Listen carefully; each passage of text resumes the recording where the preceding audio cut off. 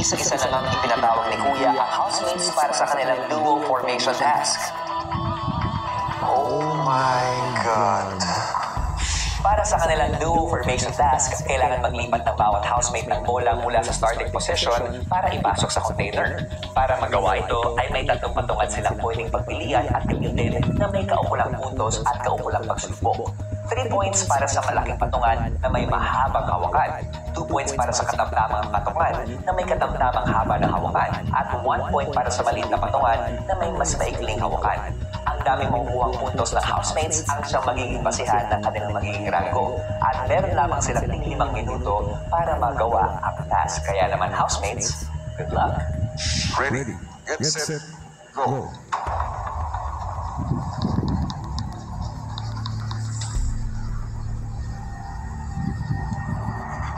Siyempre, ito yung task yung magdidictate kung pang ilang posisyon ako makakapili ng partner. So, siyempre po, medyo kabado.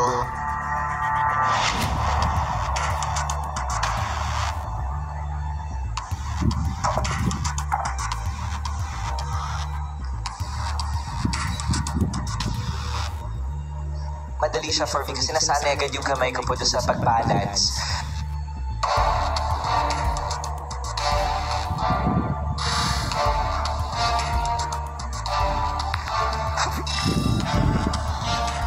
This, Kuya.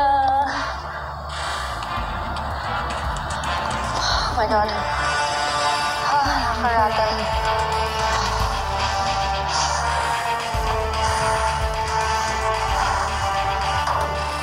At ang iba, tila naunahan niya ng pressure at kaba.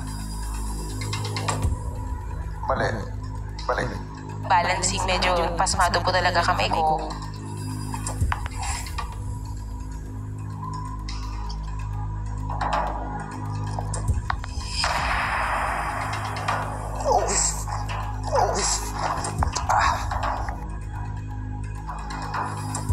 Kuya, it's so frustrating because I'm also a bit competitive.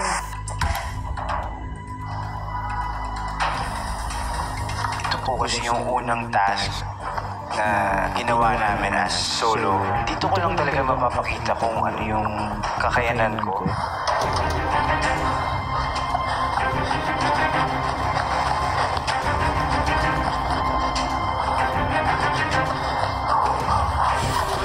Sino nga kaya ang mumuna sa kanila sa ranking? Matapos humarap ng lahat sa task, ay tinipon sila ni Kuya sa living room. Housemates, natapos na ang inyong task. Malalaman na natin ang naging ranggo ninyo at kung sino ang may kapangyarihan na pumili ng kanyang magiging bagong katubo. Ang mga mabubuong bagong duo ay pupunta ng garden para naman samahan ang house guest na si Michelle. Ang nakakuha ng rank 1 ay ikaw, Josh.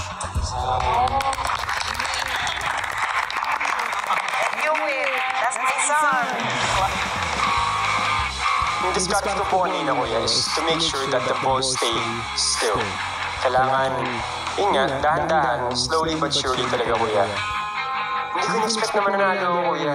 Rank 1? Oh my! Dahil siya ang rank 1, si Josh ang unang may kapangyarihan na pumili ng kanyang mga kaduo. Ang bagong duo na pipiliin ko, gusto ko siyang piliin kasi mahal natin siyang lahat. At mas gusto ko rin siyang makilala at yun nga, I want to get to know them more as near.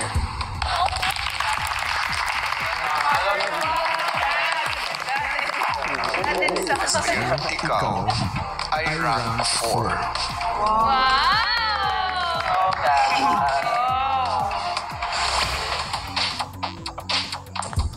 Inry ko po na i-flip yung holder, ganon, yung parang torch, kineme. Tapos yung edge po nasa top and bottom na. Mas nakakontrol ko po pag ganun, Kuya. Josh at Esnir, makakalabas na kayo. Thank you, Kuya.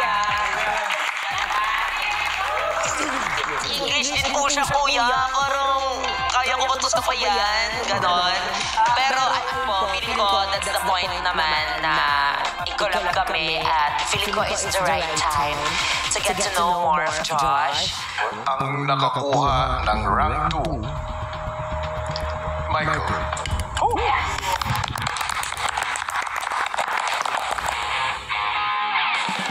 Ang ayoko lang po mangyari is mahulog yung bola. So I made sure na mabilis ako papunta dun sa hahawakan yung may points. Tapos after po nun, steady lang ako dun sa may bola. Nakikita ko siya sa role model sa ating lahat. And I also believe that mabait siya at magandang influence siya sa ating lahat. And I would be happy na mas makilala pa siya as my duo. So pipili kong duo ay si River.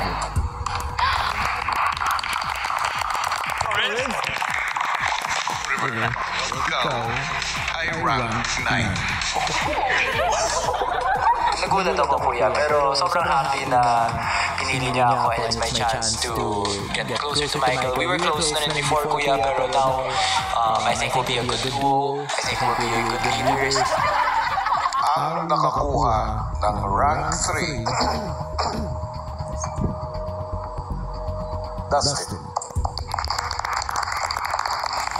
Kinapa ko muna lahat, tapos nung nakapag-adjust na ako, nakuha ko na po yung rhythm. Itong pipiliin ko, kuya. The first person that comes to mind is si Dustin po, kuya. I think na we work very well dun sa task ng parisan. So I feel like magkakasundo po kami, madali po kami mag-jive.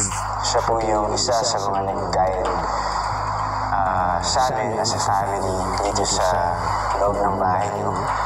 And curious ako kung paano kami mag-work together. Brent.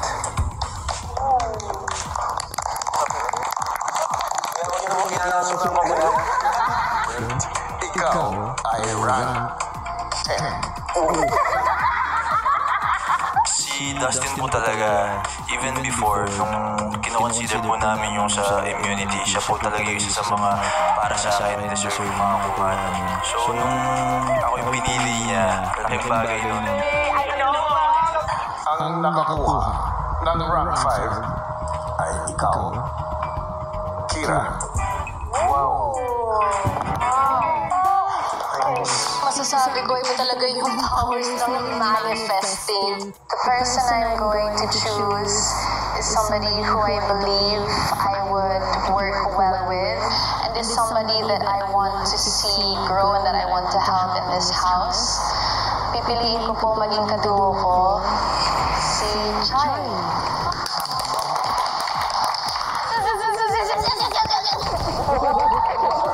Ikaw ay rank 12.